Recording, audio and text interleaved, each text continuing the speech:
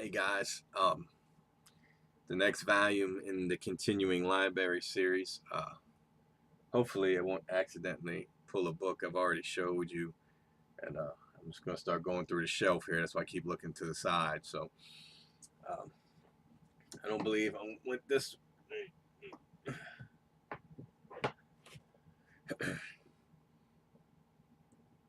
The Doctrine of the Trinity. This is the original book that Anthony Buzzard wrote. Like I said, I thought Jesus was not a Trinitarian. I think was actually a little bit better, coupled with um, they don't tell you this in church, but this was a pretty good book in its own right. All right.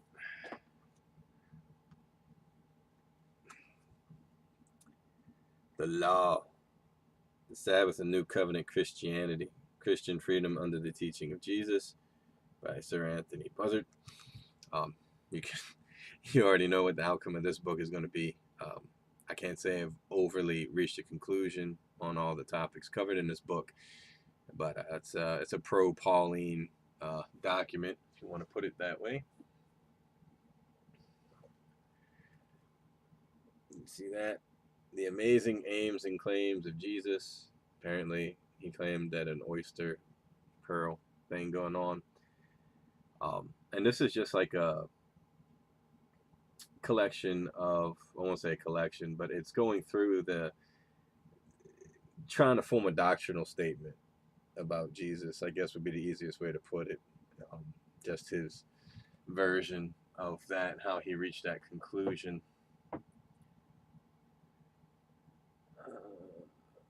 I think I showed this. I think I showed this book. James Dunn, Did the Early Christians Worship Jesus? I think I showed it already, so I won't spend much time on that. And it's about that very question: Did Christians worship Jesus? Unity and diversity in the New Testament. I can't really tell you a ton about this book. I used it because it was it was like a reference thing for me. It was something I had to read because I was reading something else. So I just went to the pages and stuff that were quoted. So I haven't really sat through the whole thing. Um, I probably should. It's probably a pretty good survey of the different belief systems that were floating around in Christianity.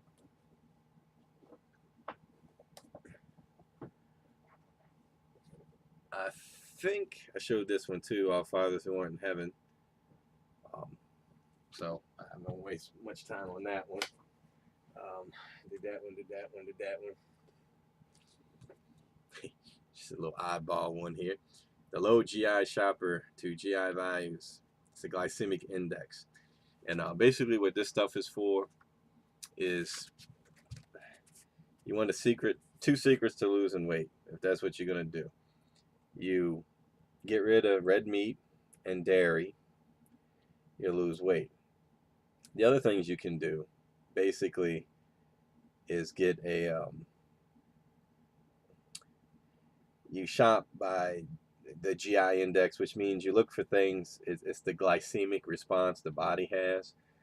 And basically, the lower the number, the less it's going to make your body produce, have an insulin response, which makes you gain weight. And there's actually, this is only part of it, because you have the glycemic index, but then you also have what's called the glycemic load, and they're both just as important. Load and index kind of work together. But if you want to lose weight, it's basically starches and stuff. Even a potato diet, if that was all it was. This one should be self-explanatory. Documents of the Christian Church, 4th edition. So it's obvious what I use it for. It's just to go through the council decisions and stuff like that.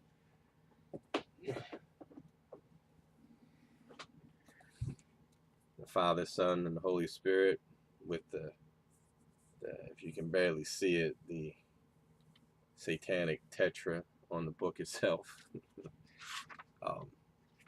Yeah, I thought this book was a little bit of a joke, to be honest with you. Yeah, that's the tetra, in case you're wondering. Not a Christian symbol. but it's been adopted by Christianity. Yeah, this was pretty, to me, it was pretty stuffed with presuppositions about the entire subject. So didn't care for that one too much. Didn't shed any new light on anything. The Origin of Satan by Elaine Pagels. Obviously, you already know what this book is about because the title does kind of say it all. I thought it was a pretty good read, personally. Might want to check that one out. Let me see. Let me turn on this light. Maybe it'll get rid of some of this glare. Make it easier to see. Well, I just turned orange. Check that out. All right. Reading the Bible again for the first time. Okay. And I thought this was pretty good, actually. It just made you think about things and, look at the Bible. I mean, it's nothing ground shaking. It doesn't change the, I don't think it'll change the way you look at the Bible per se, but it does a good job at ripping away some preconceptions.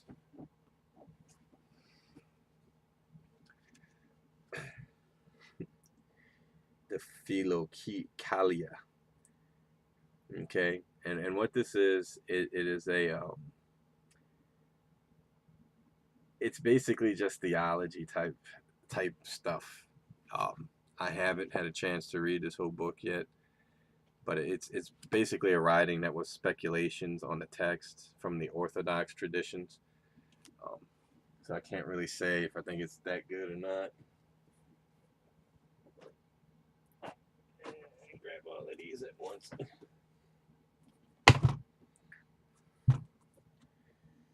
Pilgrim's Progress.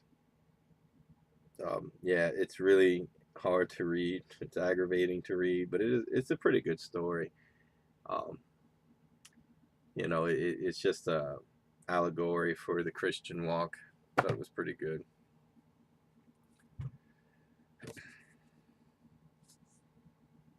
Heresy of Orthodoxy. And this is I'll read it straight off the back by Daniel B. Wallace, a comprehensive critique of Bart Ehrman's thesis that the earliest form of Christianity was pluralistic and there were multiple Christianities and that heresy was prior to orthodoxy. The heresy of orthodoxy at every turn makes a convincing case that the Bauer-Ehrman thesis is dead wrong. I personally disagree, obviously. Hard questions, real answers. Craig kind of grew on me. I'll admit that. Wasn't the biggest William Lane Craig fan in the world, but after watching him argue for a while, I kind of did come to respect him. And this is nothing that nothing that shocked me, but I thought it was pretty good. This was a book I got because of Shelby Spong mentioning it. It is really good. It's a deep book, and it makes us question how honest we are with ourselves and with God, obviously. But this is a very good book for those who just like to think about things. Very good book for that purpose. Let's see. I showed that one. I know I went through that one.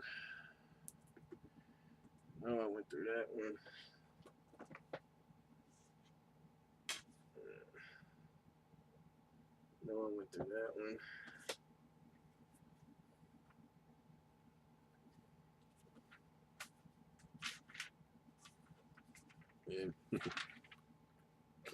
Composition book. I found it's good to always write down stuff as you study it so you can go back to it, and it's pages upon pages, but it helps you keep track of things that you're doing. I got like 10 of these, so I got a full-blown mess on my hands as far as where everything is.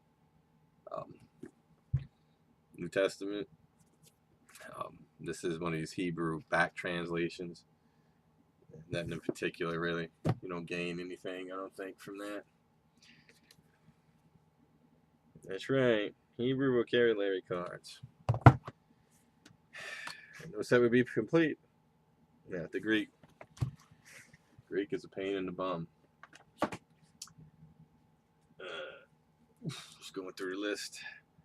Herbal, medical herbalism, the science and practice of herbal medicine. Um, this book is awesome. You learn a lot if you start messing around with herbal medicines. And what this book will do is kind of tell you what each thing was and how to make your own cures for it. If you look right there, I got a mortar and pedestal. And in that box, I got all my tinctures that I've made. And in that box over there, I got stuff like peppermint, all cure. You can buy all that stuff wholesale.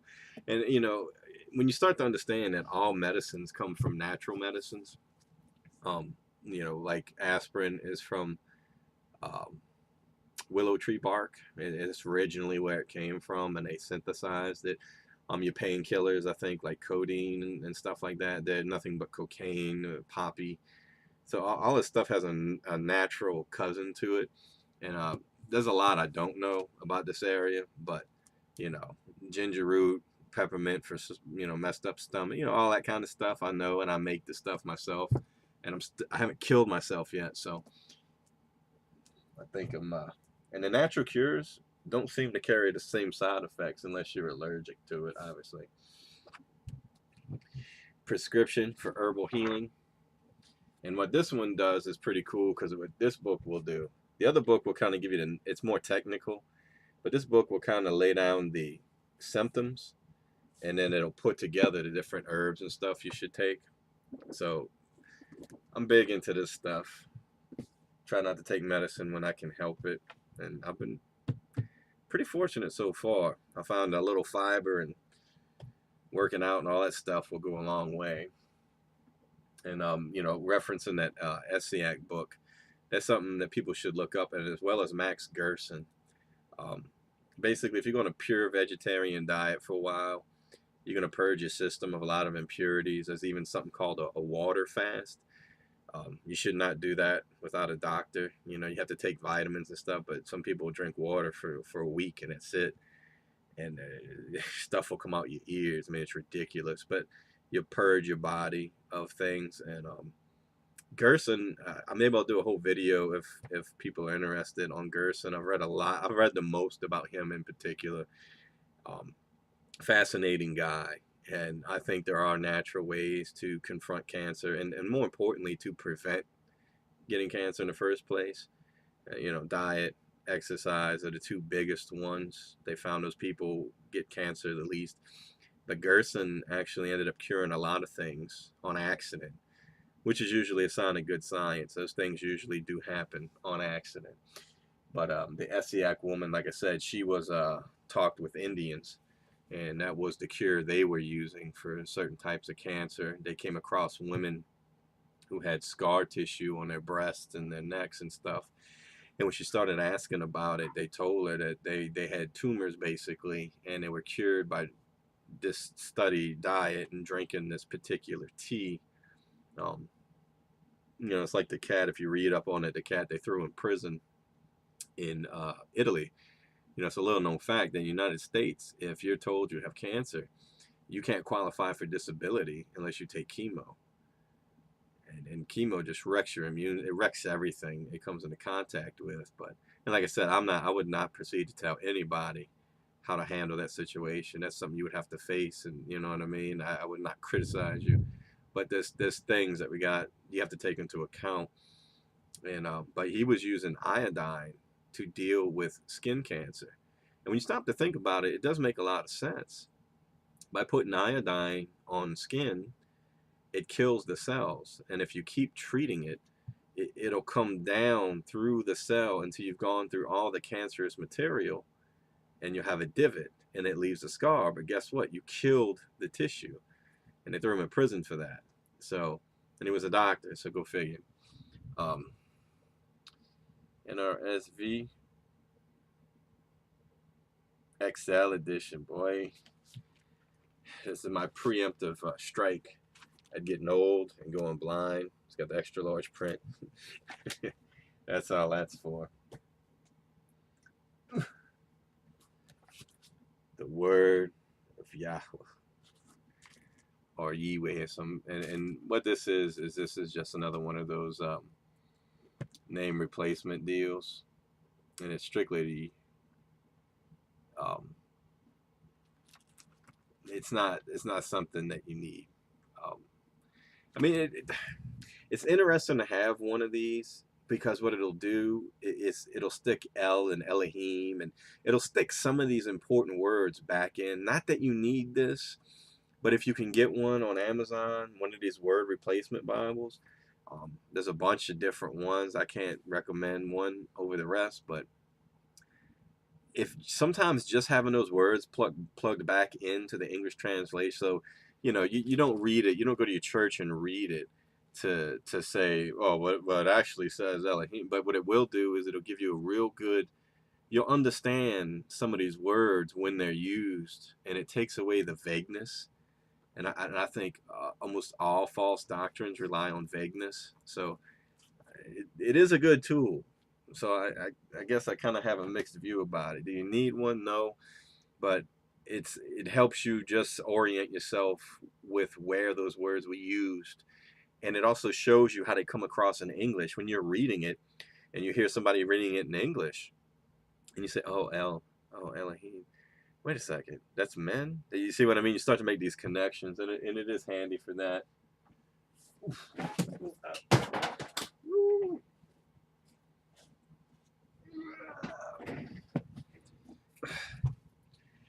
Self-explanatory.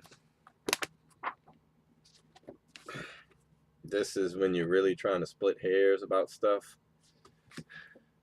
Comes in very handy, and from my understanding, this is one of the better ones. There are some that are like really, really good, but I've seen them go up to $400 and $500-$600 a piece.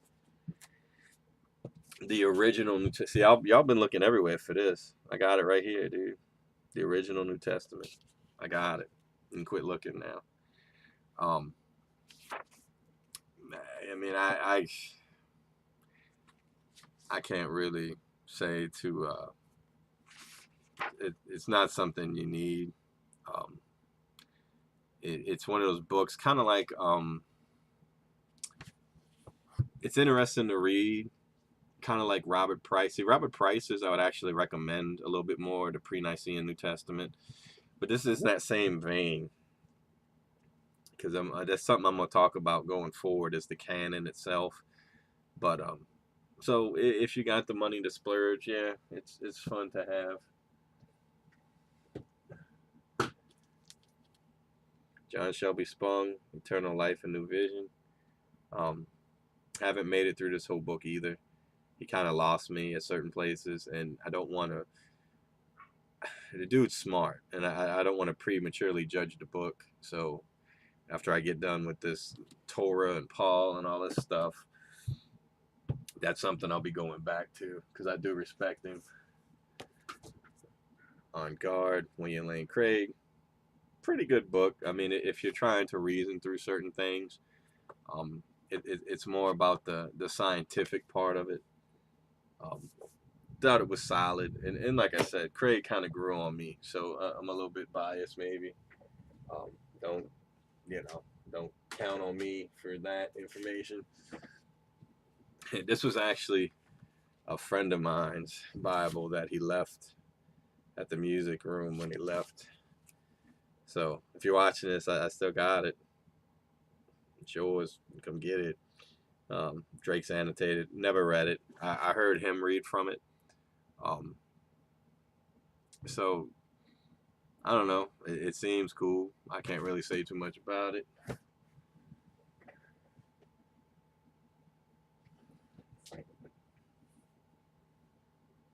Reasoning from the Scriptures. And this is, if you don't know,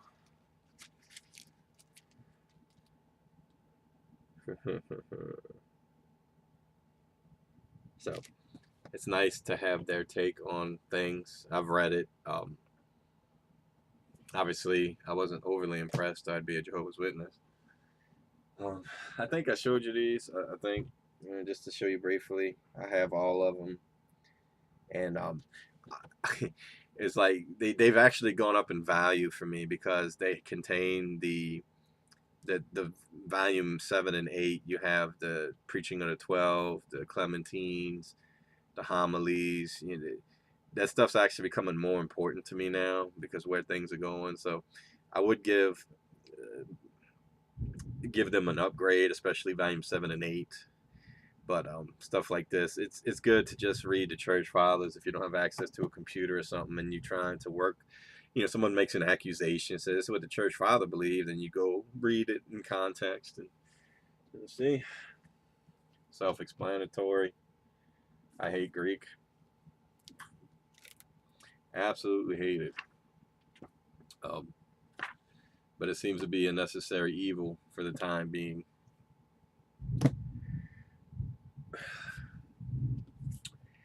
Basics of Biblical Greek. At least this one came with a CD that helps you stumble through it. Um, I don't like Greek. The Jesus was. Some of y'all probably have already read this.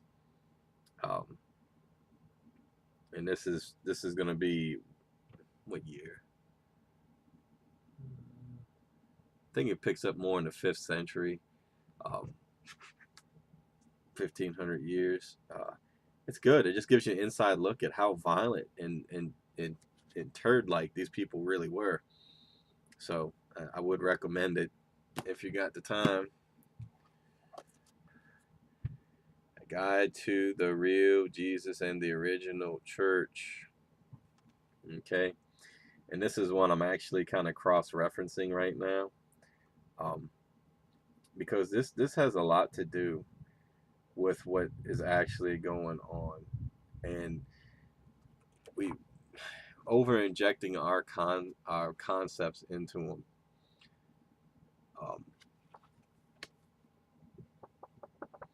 This Jewish thing is a big deal. It really is. I know a lot of people have done away with the Jewishness of all the people in the Bible, and not good. Not good. I got this one because of the Dead Sea Scroll thing. This gentleman, I think, is deceased now. He was one of the main opponents of Robert Eisenman. They argued over what the Dead Sea Scrolls were actually talking about.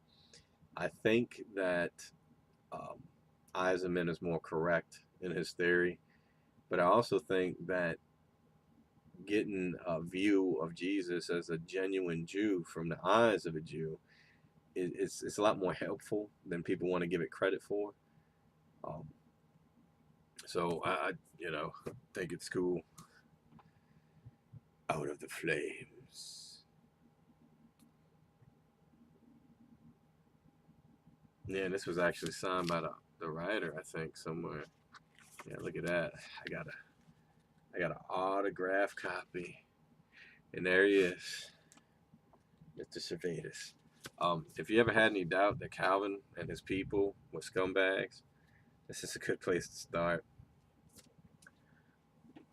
Other than that, I will include one more book in this video. If you stuck around to the very end, I'll give you a bonus. Stay right there. Don't go anywhere. Stay put.